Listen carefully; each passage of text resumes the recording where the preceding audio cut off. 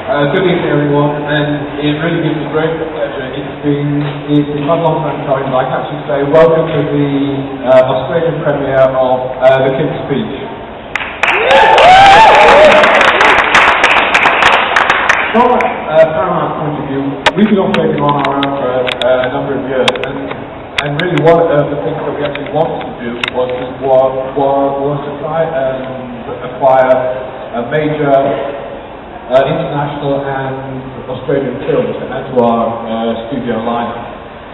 One of the ways that we actually planned to do this was to go into partnership with our friends at Transmission, who themselves were actually linked up with Seesaw Productions, and we actually knew that they would bring us some very, very good films. What we actually didn't know is that as we started that, and I can remember sitting down in 2008, and they said, we've actually got this project that we think could work. So what's it called? King's Speech. Oh well, it's English, may work, maybe something. What we actually didn't know was the tremendous ride that we were embarking on with this project. It's been an absolute pleasure. But there's a lot of people who you want to talk to, you really don't want to hear from me. So what I'd actually like to do is introduce to you the joint MDs of Transmission, Richard Payton and Andrew Mack.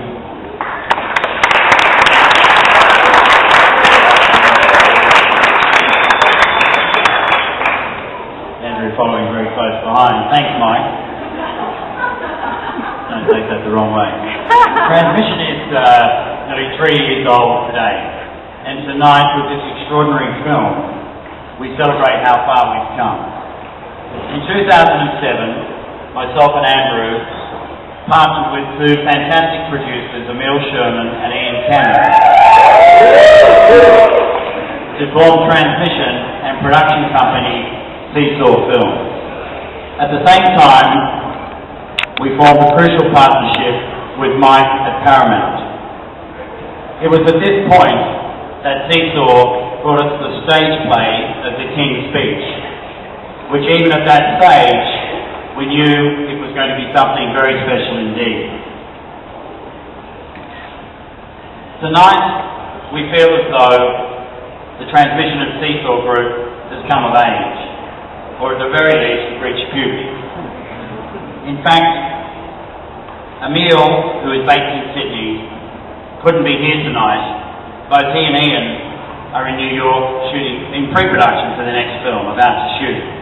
But Emil has asked me to pass on the following message, and I'll read it. We're thrilled with the reaction the film has been getting internationally, particularly as it's about a moment when an Australian played such a key role on the world stage. Having witnessed the international launch of the film at the Toronto Film Festival, followed by premieres in London, LA and New York, we are delighted it's now being presented for the first time in our and Lionel Lowe's home territory, courtesy of Whitby. However, we would not be standing here if it weren't for the brilliant mind and director behind The King's Speech, Tom Hooper. Tom, it is such a privilege to be working with you. We're elated you could be here tonight to launch what is in part a very Australian story. It's a little known fact that Tom's mum is also Australian, so I feel we can confidently claim him as our own. Aussie Tom. But I am here to actually introduce someone who really needs no introduction. He's a multi-award winner, AFI ×2, BAFTA ×2, Emmy ×2, Golden Globe ×2, Oscar ×1, but I feel soon to be 2, and a national treasure, Geoffrey Rush.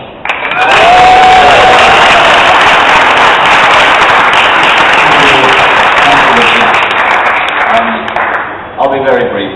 It was the biggest thrill for me when I first read this as a play script to discover a fascinating, unknown Australian character and to actually be able to play that in an Australian UK co-production that would go out into an international arena was for me very, very exciting.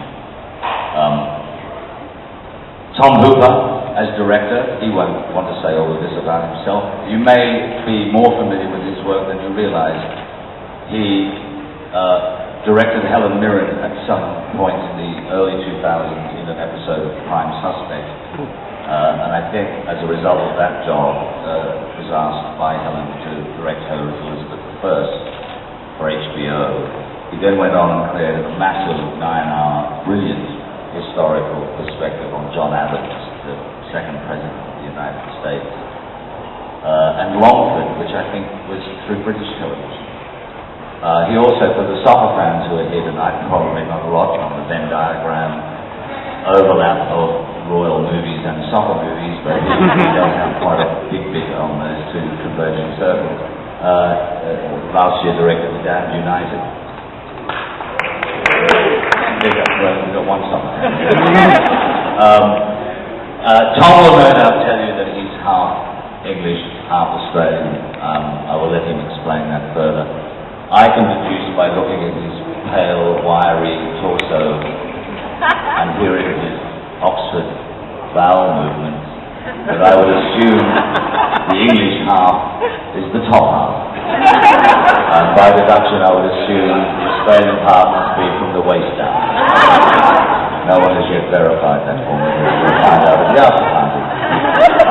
I do hope you enjoy the film tonight. A great collaborator and now a truly great friend, Mr. Tom Hooper.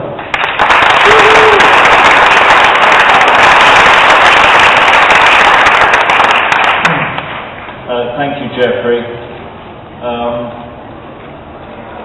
I'm not quite sure how to follow the two halves thing. I've certainly never thought of myself in that way until tonight. I just want to tell you a little bit about how this film came into existence. The story of how this film came to be actually starts in the Second World War with a small boy who had a severe stammer, and that little boy used to listen to King George VI on the radio and think, well, if the King of England can cope, maybe there's hope for me. That little boy grew up into the writer of this film, David Seidler. So for David, the King was his boyhood hero, his inspiration. When he became a writer, he dreamed of writing about King George VI. And it was only after he wrote Tucker for Francis Ford Coppola that he turned to this passion project.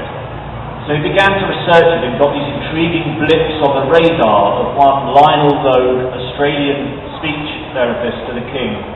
And he tracked down Valentine Logue, who's also in our film tonight, the son of Lionel, who revealed that in his attic he had these papers of his father that David needs to get permission from the palace.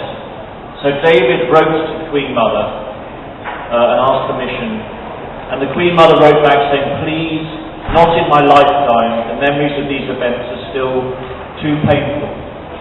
So David waited, little realising the Queen Mother was going to live to 186. So some 30 years later he finally sat down to write it, and getting, appropriately for a film about stammering, blocked on writing it as a screenplay. He wrote it as a play, which was picked up by a tiny fringe theatre company in North London.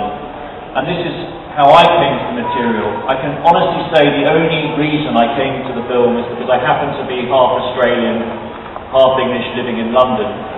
My Australian mother, Meredith, was invited late 2007 by some Australian friends to make up a token Aussie audience in this tiny fringe theatre who were doing a play reading of an unproduced, unrehearsed play called The King's Speech. She almost didn't go, because to be honest it didn't sound hugely promising. And she had never been to a play reading in her entire life, but thank God she went, because she heard this play read, came home, called me up and said, I think I found the next film. And the moral of the story being, listen to your mother.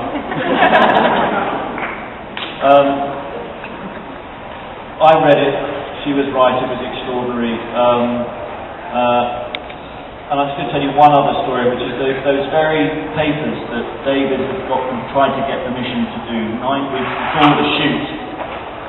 we tracked down the grandson of Lionel Lowe, Mark Lowe, living in London, 10 minutes from where I live. And Mark revealed that he had this handwritten diary of the relationship between Lionel Lowe and the King, written by Lionel in his attic.